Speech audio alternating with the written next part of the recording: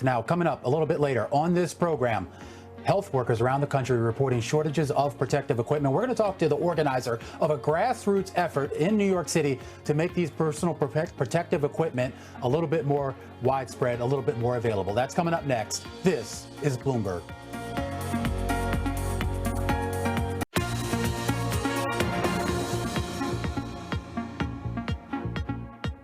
New York healthcare workers are on the front lines of the coronavirus pandemic, and they are desperate for personal protective equipment, or PPE. And one grassroots organization is working to fill that gap. For more, we're joined now on the phone by Jake Lee. He's an organizer with NYC Makes PPE. He's also a computer science master's student at Columbia University. Jake, fantastic to speak with you, and so good that we can talk about something that feels good and is I don't know, just a feel-good story at this point, given how everything's going. Tell us a little bit about what you're doing and how this got started, how this effort got started. Sure. So NYC Makes PPE was started about 2 weeks ago in an online chat room by some engineers and makers that were concerned about the PPE shortage here in New York City.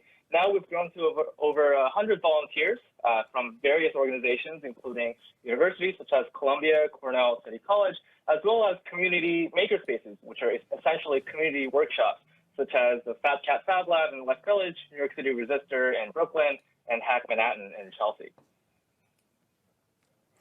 So, Jake, are you delivering these to the hospitals and then they distribute them to the healthcare workers, or are you delivering this stuff directly to the healthcare workers themselves?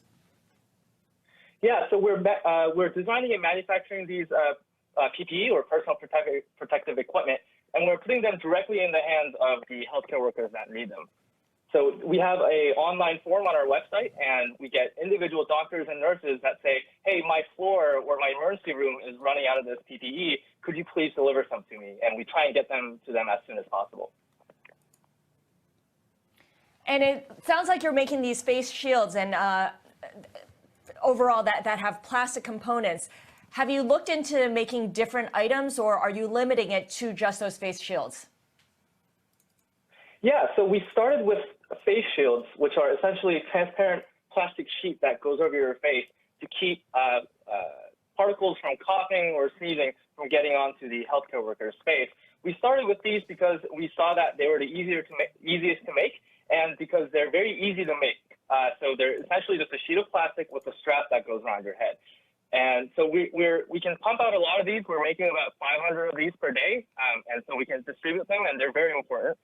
We have kept ourselves from making any of the more experimental designs, such as 3D printed N95 masks or some of the like ventilator parts, because those are a lot more life critical. We want to make sure that we're consulting with our doctors, consulting with our biomedical engineers to make sure that if we're going to distribute those, we're going to do it right. So we're still working on it, but the ones that we're delivering in mass are those face shields, as well as sewn face masks through our community network in New York City.